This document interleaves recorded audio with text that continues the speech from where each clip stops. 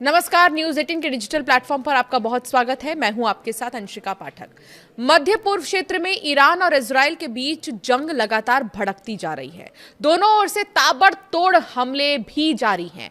पश्चिम Asia में बढ़ते संघर्ष के बीच नागरिक उड्डयन महानिदेशालय ने गुरुवार को एयरलाइंस कंपनियों को 11 हवाई क्षेत्रों से बचने की सलाह दी है।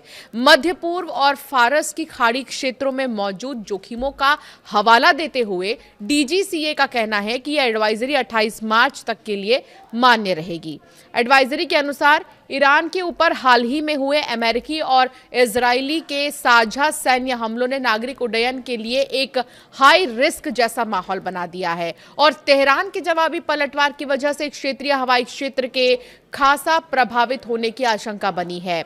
ऐसे में कई तरह के खतरों की भी चेतावनी दी गई है, जिसमें अमेरिकी और इजरायली संपत्तियों पर संभावित हमले भी शामिल हैं, जो न केवल ईरानी हवाई क्षेत्र को बल्कि कई अन्य पड़ोसी देशों को भी प्रभावित कर सकते हैं।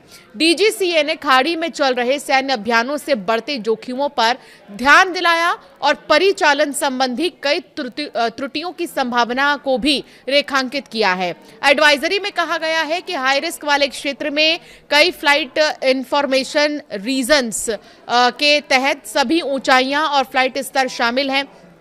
खासे रिस्क वाले देश हैं Iran, Israel, Lebanon, Saudi Arab, Bahrain, Oman, Iraq, Jordan, UAE, Qatar और कुवैत। अंतर्राष्ट्रीय सुरक्षा मानकों के अनुरूप डीजीसीए ने सभी भारतीय विमानन कंपनियों को सलाह दी है कि वो प्रभावित हवाई क्षेत्र के भीतर सभी ऊंचाइयों और फ्लाइट लेवल पर उड़ान भरने से बचें, सिवाय कुछ विशेष परिस्थितियों के। डीजीसीए की ओर से खासतौर से ये निर्देश भी दिया गया है कि वो सऊदी अरब और ओमान के हवाई क्षेत्र के अंदर FL-320 से नीचे उड़ान ना भरें।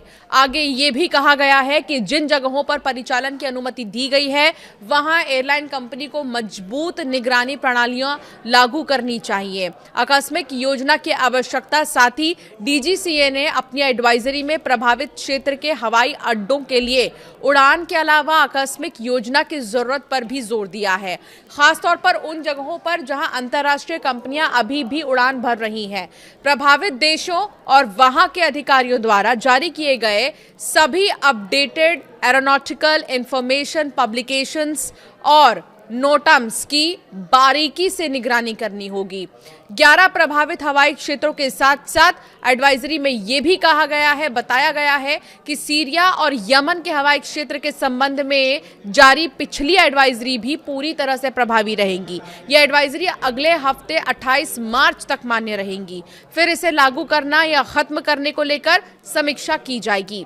ईरान, इजराइल, अमेरिका जंग के कारण दुनिया भर के कई देशों में हजारों की संख्या में लोग फंसे हुए हैं। फंसे हुए लोगों में बड़ी संख्या में भारतीय लोग भी शामिल हैं। हालांकि सरकार की तरफ से इन लोगों को वापस भारत लाने के कई प्रयास किए जा रहे हैं। इसी कड़ी में 880 भारतीय नागरिकों को गुरुवार को भारत लाया गया है। उन्हें सीधे रास्ते से नहीं बल्कि आर्मेनिया और अजरबैजान के रास्ते से निकाला जा रहा है। ईरान जंग के कारण खाड़ी देश में बड़ी संख्या में भारतीय नागरिक छात्र जो है वो फंसे हुए हैं। दूतावास की तरफ से उनकी सुरक्षा को लेकर कदम उठाए जा रहे हैं, तो वहीं दूसरी तरफ एडवाइजरी भी जारी की गई है। हालांकि इनकी वतन वापसी में दिक्कत का सामना इसलिए भी हो रहा है क्योंकि कई देशों ने जंग के कारण अपना एयर स्पेस पूरी तरह से बंद कर रखा है।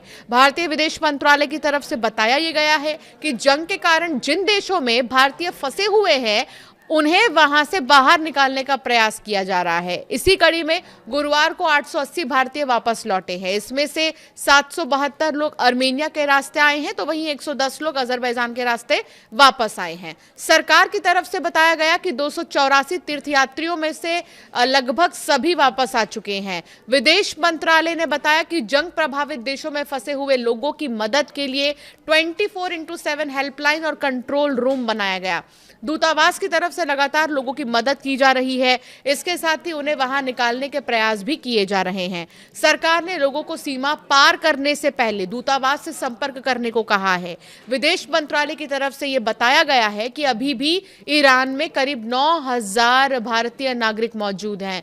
बड़ी संख्या में लोग पहले ही वापस भारत आ चुके हैं। जो बचे हुए हैं उन्हें भारत सरकार धीरे धीरे अपने नागरिकों को सुरक्षित निकाल रही है। लेकिन यह एडवाइजरी बहुत इंपॉर्टेंट है।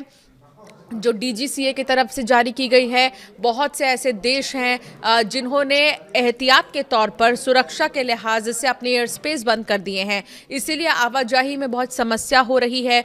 कुछ ऐसे भी देश हैं जहां पर जो है उड़ानों को बहुत ज़्यादा ना ऊंचा, बहुत ज़्यादा ना नीचा की बात कही गई है और एक निर्देश जारी किए गए हैं। और साथ ही आपको बता दें कि ये बहुत ही ज़्यादा अभी चिंताजनक हालात इस वक्त मिडल ईस्ट में बने हुए हैं और अब ये जंग कब तक खत्म होगी कुछ कहा नहीं जा सकता है। इसलिए अगर आप विदेश में यात्रा कर रहे हैं, खासतौर पर जिन देशों का नाम हमने आपके लिए लिया, सबसे ज़्यादा दुबई, कुवैत, बहरीन जाने वाले जितने भी यात्री हैं उनके लिए बहुत ज़रूरी है कि अगर आप यात्रा कर रहे हैं तो पहले आप इंफॉर्मेशन ले लें कि क्या आप वहाँ तक पहुँच सकते हैं, वहाँ के हालात इस वक्त कैसे हैं, कैसे नहीं हैं, क्या है, सारी जानकारी लेने के बाद ही आप यात्रा करें।